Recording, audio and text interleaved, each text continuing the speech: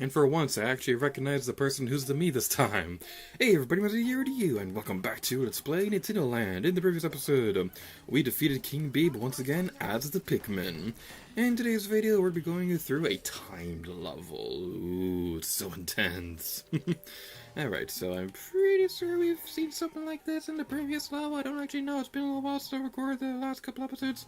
But in today's video, we're going to be conquering the timed challenge. Basically how this works is defeating enemies will give you some extra additional time. So you definitely want to go through it quickly. The big clocks will obviously give you more time. It's not always advised that you go fight enemies because that can take away time from doing stuff and things like that, and that was very poorly worded, but I apologize for that. But basically what we want to do, go over here and continue following the clocks around and go into the swirly vortex of terror. But now, we're in a timed level in the dark. Ooh, fancy. Mushroom.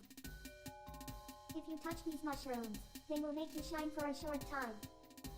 Shine bright tonight. I don't know the lyrics. Why am I singing? That is something that I really want to know. Is there anybody out there who's like a professionally bad musician? Because if there is, I'd love to have that job.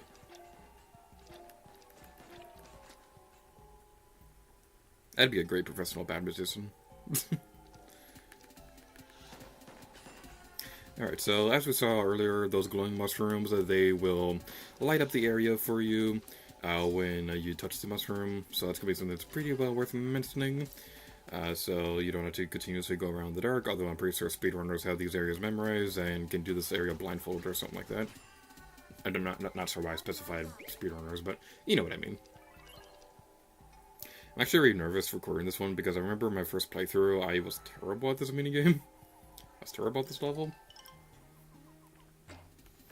But, anywho, we can continue on our merry way through our path of glory and collecting these giant timers. And head this way. Woo! Speedrunning tactics! Woo! And it would be really cool to be a speedrunner someday. And I dropped my stylus. I remember one of my friends was suggesting that I should try speedrunning sometime. I'm not entirely sure how good at it I would be. Like, I think the only game that I could possibly do a speedrun of is Link's Awakening. The only reason I know I could do that is because I know a glitch in the game that lets you beat the game in 6 minutes. But even then, I'm not sure I'd ever want to do it. Because I like playing through these games while not being rushed. Which is not a very good combination for this level. There's a bomb right here. We can use it to destroy this guy quickly, hopefully. Come on, come on, come on. Come on. Alright, come on, come on. Get away from the bomb. And you're destroyed. Giant hammer, giant hammer. Come on, come on, come on, come on, come on. Come on, come on, come on, come on. We can do this, we can do this, we can do this. Yeah. Whew, that was a scary experience. Those cute flowers in the background remind me of Pokemon Quest. I don't know how many of you out there who watch these videos have played Pokemon Quest, but it's a pretty fun game.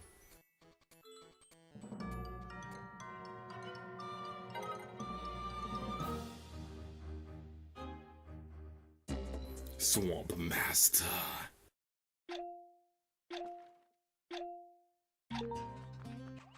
Alright then, so one thing that I want to talk about that a tutorial in between levels reminded me of, and I completely forgot to go over, is the fact that Olimar can be controlled entirely using the touchscreen.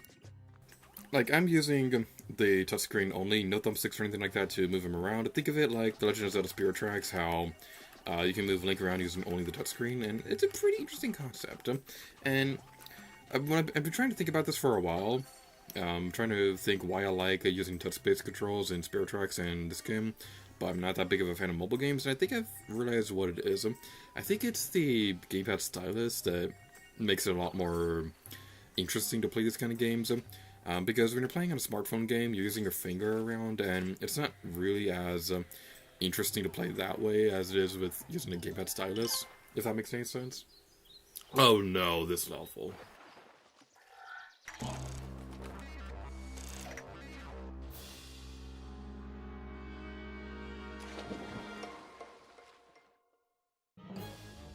If you thought you were safe from Wollywogs, oh no, you are not, good sir or madam or whatever. This is the Wollywog, and oh my god, could they make this any more terrible? So basically what you want to do is you want to wait for a dude to do the tongue attack. And basically throw the Pikmin at the tongue so they can smack its face and get stunned for a moment. Something pretty neat is, ow, getting hit. Ouch. The TV screen doesn't really do this boss fight justice, but it's played on an over-the-shoulder perspective when you're playing on the gamepad. If it's the same way when you're playing as a Pikmin, I'll probably have something playing on the bottom, something playing at the end of the video or something like that. I'm not entirely sure how I'm going to edit this, but I will have something demonstrating what the gamepad perspective is like in this minigame a little bit later. But now the water is gone, so there's nowhere to hide Wollywog. I really, really do not like these things. And the thing is, this predates Pikmin 3, so no Rock Pikmin existed yet, which means that these guys still suck. Why do Wollywogs exist? They're pure evil. And water! Ah! Microphone falling asleep! No! Not a good time! Whew, alright. Come on. I think you can also take out the eyeballs of these enemies, and I think there's a stamp for doing that as well. So I'm going to try to do it. I don't want to do it with this guy. Maybe for a boss fight later, but I just want you guys to know that there is a stamp for that. But, are you defeated? You're still not defeated! Go away! Wollywogs are evil! Wollywogs are evil! Alright, come on. Get out of the way! You can also... Ouch. You can also use the flicking control on the stylus to make Olimar jump out of the way of attacks. So this can be useful at times, but at the same time, it really depends on your timing. Think of it like something along the lines of Sparrow the Dragon's dodging control. How it's not the best thing in the world. Oh, come on!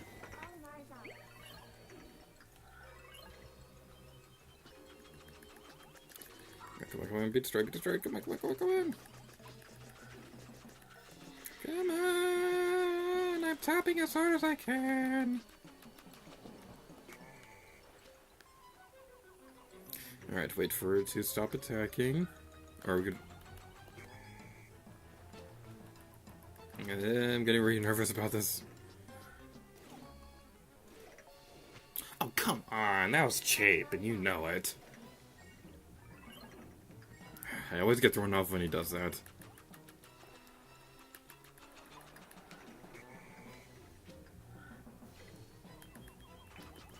Come on. Yes! I don't care that you look adorable when you die. You are destroyed. Wollywogs are not allowed to exist in this universe.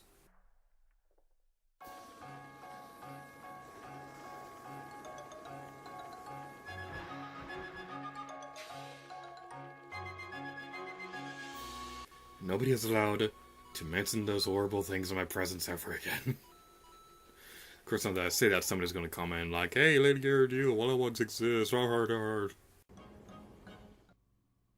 Wollywog, Wollywog, Wollywog, Wollywog, Wollywog, Wollywog, Wollywog, Wollywog, Wollywog, Wollywog, Wollywog, Wollywog, Wollywog, Wollywog, Wollywog, Wollywog, Wollywog. But that's going to be it for this episode of Nintendo Land. But there's something that I want to discuss real quick before we end up this video.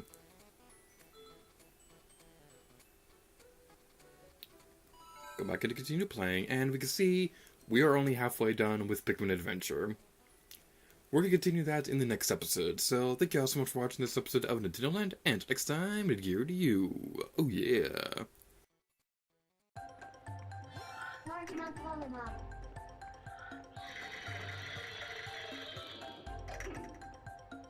Largemouth Wollywog.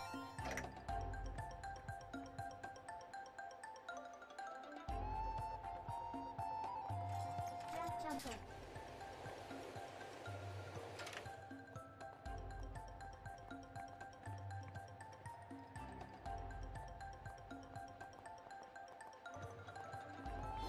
Fungiform family.